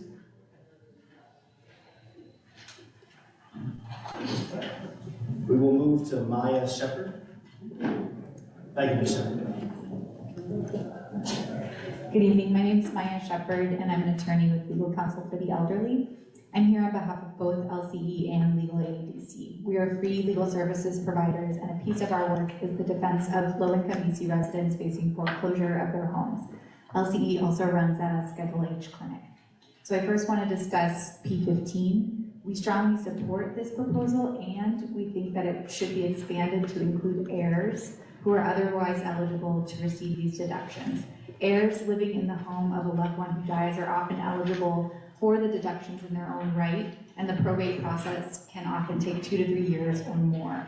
We see the ways in which the lack of heir access to these property tax deductions can put homes at the risk of tax foreclosure and impede intergenerational transfer of property, particularly in Black and brown communities. Next, I want to talk about P17. LCE operates Schedule H clinics for hundreds of low-income district residents each year who do not file income taxes. And while we firmly support the effort to decrease access burdens to Schedule H, automating the credit for only people who file income taxes leaves out many residents most in need of the credit. For example, people who receive Social Security benefits or simply don't have enough income to require income tax filing. And secondly, shifting the credit to become a property tax deduction would significantly disrupt the way that current Schedule H recipients experience the credit. So we just urge the Commission to be very attentive to how the transition will impact people who annually rely on this as a specific influx of money. And there needs to also be a way that recipients can continue to retroactively access up to 3 years of the credit. But we thank you for all of your work and for this opportunity. Thank you. Thank you, Ms. Shepherd.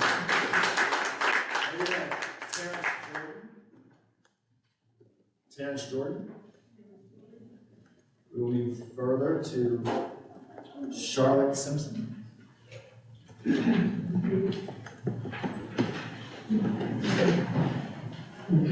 Matthew Hanson. Miss Simpson's coming. Oh, I'm sorry. Yep. Pardon me, I'm sorry. I wonder if we can even lower the microphone. Thank you, sir.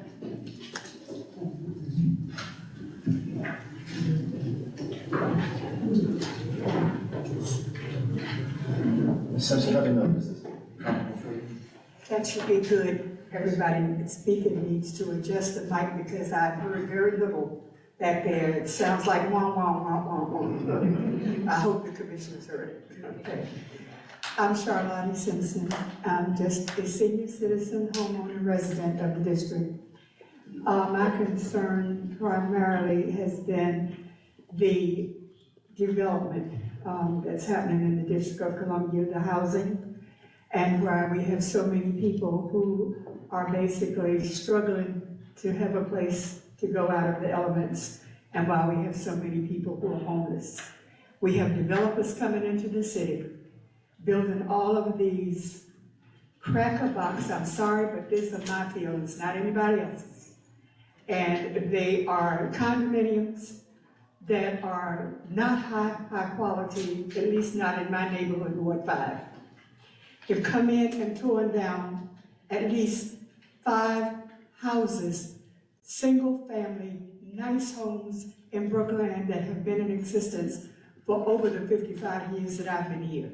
Families have kept those properties well. They have raised not only their children, but their grandchildren, and some of them, my neighbors, their great-grandchildren. Why are developers coming in, tearing down these wonderful homes in the neighborhoods like Atlanta and other areas of the district? We have blighted properties. 2 blocks from my front door is a lot that's been vacant for more than 3 years. You want to build apartments and condos? Why doesn't the city direct the developers to those properties? If you want to come into the city, here's what we've got to offer. Come in, make it nice, make it affordable, and that people can live comfortably and have a home. That's not happening. And I would like to know why. I would like to know where kickbacks go, what the money is being used for, and we need to know as citizens what's happening with that. It should not happen. People should have generational rights to properties that their families have owned and cared for through struggles for years. 10 seconds. And I think that we need to do something about it. It's time for a change. And there is enough property that needs to be redeveloped and lift the face of our city and let it be home. Anybody who wants to live in New York, I'm sure they can find their way up the highway. This is not New York, and we don't want to be stacked on top of each other. Thank you for allowing me to speak.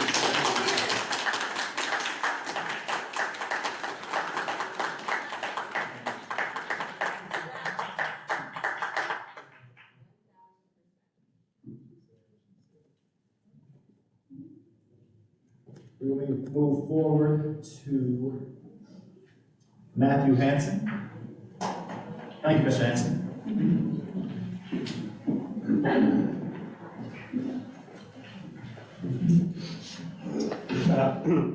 Thank you. My name is Matthew Hanson. I'm speaking today on behalf of DC Action. We believe that the district has made progress in recent years at reducing child poverty thanks to the strategic and sustained public investments.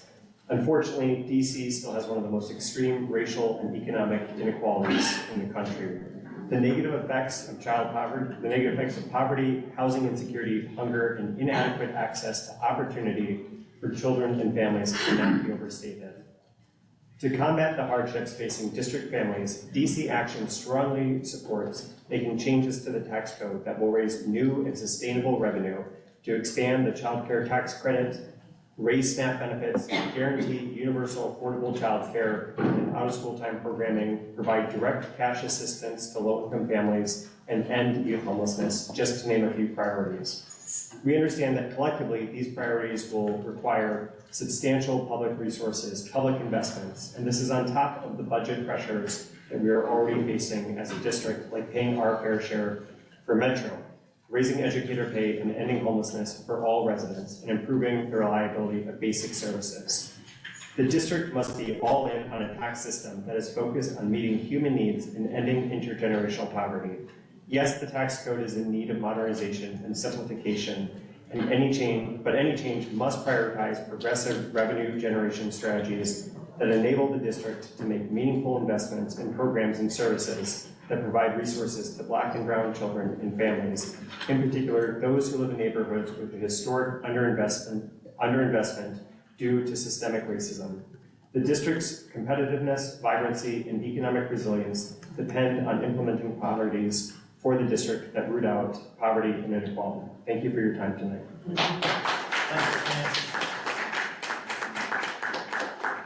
We will move to Melody Webb. Thank you, Ms. Webb. Good evening, Mayor Williams and Commissioners. My name is Melody Webb. I'm a DC resident, native, attorney, and executive director of Mothers Outreach Network. We convene the DC Guaranteed Income Coalition, an array of DC residents and working stakeholders. We're a part of Just Recovery DC. We support proposal II-4, enacting a child tax credit. Conveniently, there's a bill before the City Council, the District Child Tax Credit, and companion bill of financial support for families with children, a guaranteed income style, fully refundable credit available to individuals without work requirements or other conditions. Mothers Outreach represents and advocates with families with matters before CFSA or Child Protective Services. We do so by working to address poverty factors such as inadequate housing, which impacts 12% of families in that system. It can and does lead to child removal. This city has a racialized and unconscionable poverty level, and the 80% of matters before CFSA involve neglect, which is largely driven by poverty. This proposition is critical to support addressing poverty can preserve families. Our pilot is working to show that. There are already many studies that do. The District Child Tax Credit Amendment Act was co-introduced by 9 of 13 council members. There is a mandate. The time is now to act. Half of all DC children live in families with income below 300% of the federal poverty level, while the cost of living for a family with children in DC ranges from 450 to 500% federal poverty level. This proposal will work, as proven by the 2021 expanded child tax credit, which lifted 8,000 DC children out of poverty, cutting DC's child poverty by more than 25%.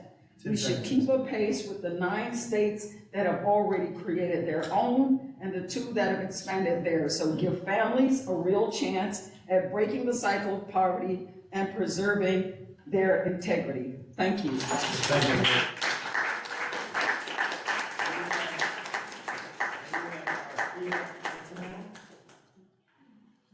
Althea Etanol?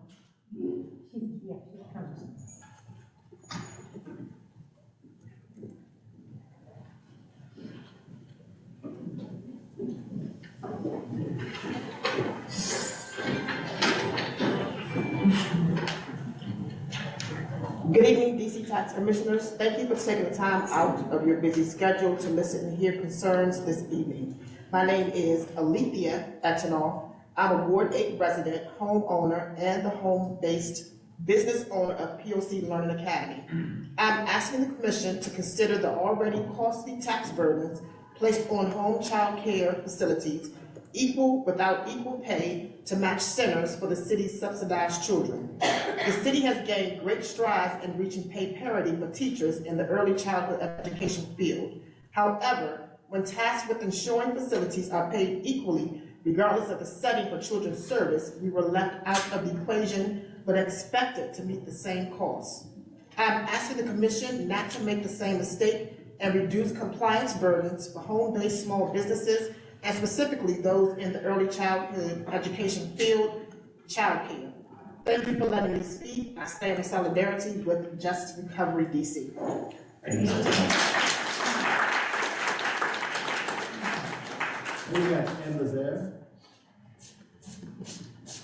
Good evening, Commissioners. Thanks so much for the work that you've done to date and for this opportunity for us to all comment.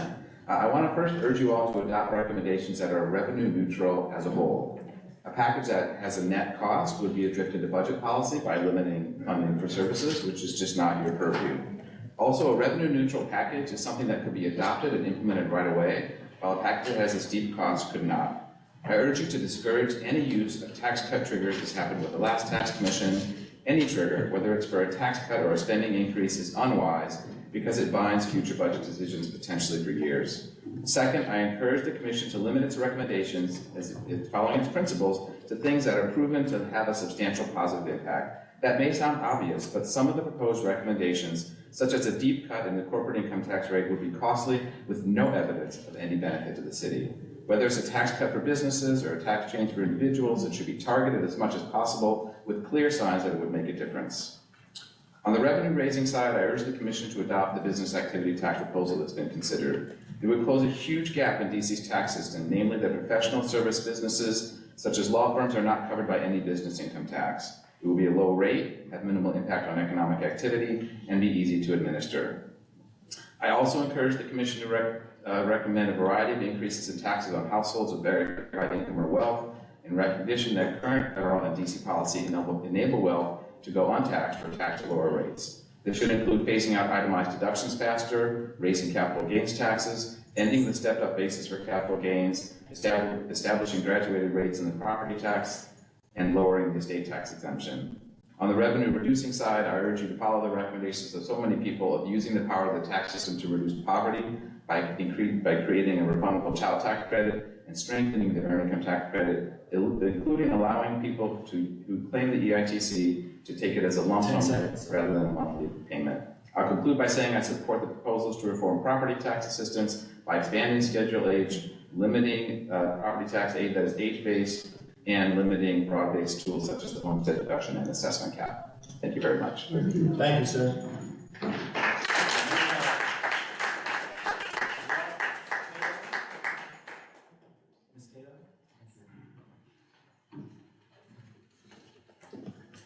Hi, my name is Laura Cada. I grew up in DC. I'm a product of DC Public Schools. I lived in I grew up in Ward 6. I lived in Ward 7. I live in Ward 5 right now. I also lived in a single-family house, and I lost my mother through probate court system. And I just want to say the atrocities I had to go through of having my childhood items trashed, my mother's lifetime items trashed. Is deeply traumatizing. And so that's why I clapped my hands for Ms. Simpson, because there has to be a way of that I should have been able to stay in my mother's home. But right now, I'm a president of the Tenant Association for 12 buildings for nearly 100 households. And we couldn't even exercise utopia rights because things are so bad. But I'll address what it is to be like a mother. On the outside, we might seem like we're doing fine for the most part. I have a son and a lovely trans daughter. They are loved, fed, and working adults. However, there is much more happening in our household. My oldest has failed English twice because of his ADHD. My youngest has autism. Every day is a struggle supporting her in her classes. At the very first week of classes, my transgender daughter was suicidal and begged me to put her in the hospital. She hated there every day. Day after day, I try so hard to put my adult children first in their happiness and well-being. I do this with nothing but my wits. I lie about my income to our SNAP, so I don't have to worry about food. Every day, I am working miracles, trying to survive off of nothing.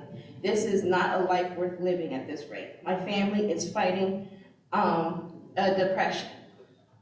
I don't know how my oldest will be able to pursue his college dreams since he is the only one helping us with the rent. He is being screwed over time and time again, having to pay for his college classes and my autistic one as well. Mind you, my kids go to community college, UDC and Montgomery College. You might think $2,000 or $3,000 isn't a lot, but with also $1,800 in rent, this is a lot. I do not think my kids have much of a future here. I don't know how much longer I can go on surviving in the city. I have grown in the city, seeing the city continue to not build anything for me or for my children. My kids have stolen food because they were hungry. They can be as much as the victims as the criminals here in the city. So you guys need to do much more with the tax system. I've been screwed over time and time again by the American tax system, by the laws. So please do more. Thank you. Thank you,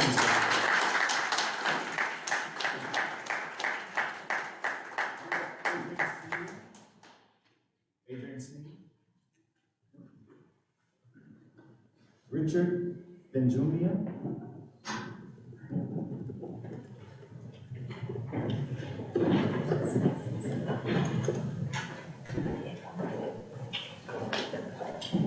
Good evening. I will speak in Spanish on behalf of the Spanish-speaking community members who could not be here tonight. If there's a translation, if not, I can say it in English at the end, if given more time. Hola, soy Richard Benjumea, organizador de la dignidad económica con Spaces in Action, y estoy aquí para pedir que nuestros legisladores tomen acción para crear una ciudad libre de discriminación, no solo racial, pero económica, porque la justicia económica es la justicia racial. Es increíble que en la capital de la nación, los hogares blancos poseen 81 veces la riqueza de los hogares negros y 21 veces las de los hogares latinos. Esta ciudad se mantiene viva con el sudor de las comunidades afroamericanas, latinas e inmigrantes. Pero año tras año, con el incremento en el costo de la vida de esta ciudad, se hace más difícil sobrevivir. Y siempre son esas comunidades las que sufren más. Es hora de responsabilizar a los más ricos y hacer que paguen más impuestos para financiar más programas que pongan fin a la pobreza infantil y ayuden a las familias de color a prosperar. Programas como el DC Child Tax Credit, el ingreso garantizado y el EITC no deben de tener precondiciones y deben de incluir a nuestras hermanas y hermanos indocumentados. Además, nuestro sistema de cuidado infantil debe ser más asequible y al mismo tiempo pagarle a nuestros profesores y proveedores de cuidado infantil y nuestras profesoras lo que se merecen. El tiempo es ahora. Y juntos estamos trasladando el poder de las corporaciones ricas a la gente y a las familias comunes y corrientes. Sí se puede, gracias.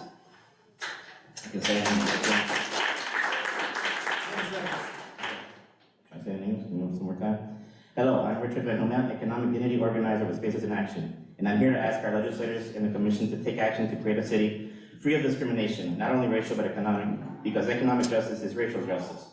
It is incredible that in the nation's capital, white households own 81 times the wealth of black households and 21 times that of the Latino households. The city...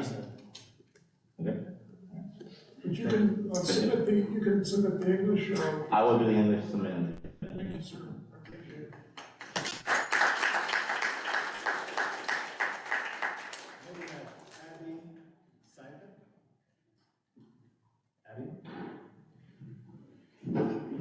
Bill Lawson. Bill?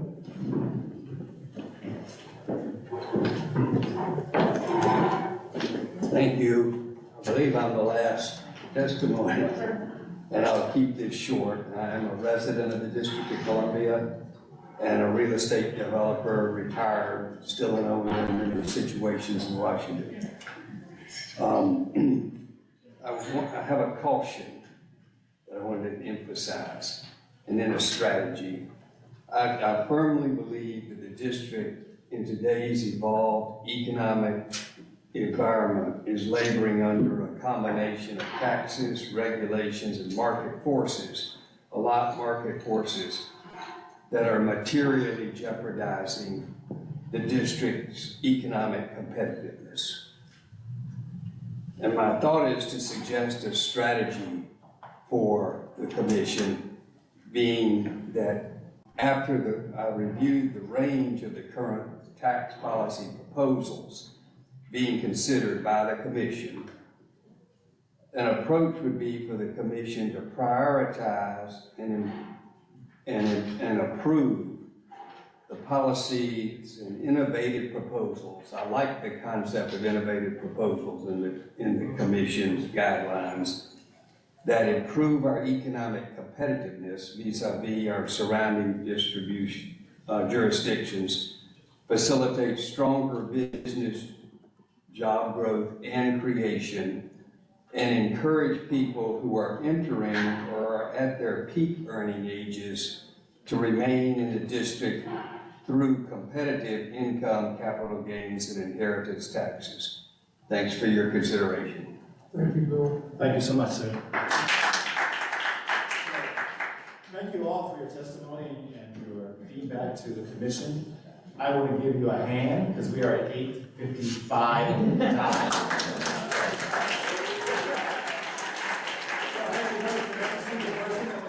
So excellent. Thank you for being very respectful of one another and the opinions that were offered. I think that was beneficial for the commission, as well as respectful of time, so we got through the entirety of the catalog of speakers. So thank you so much. If you want to send in your information via written testimony, the DCTaxRevisionCommission.org/participate is where you can do that. Many of you have stated that you have done that. Please, there's also other information on the site for your viewership as well as for your comment. Tomorrow evening is the last time you'll be able to send in your comments here. There will be another time to post that. Thank you so much.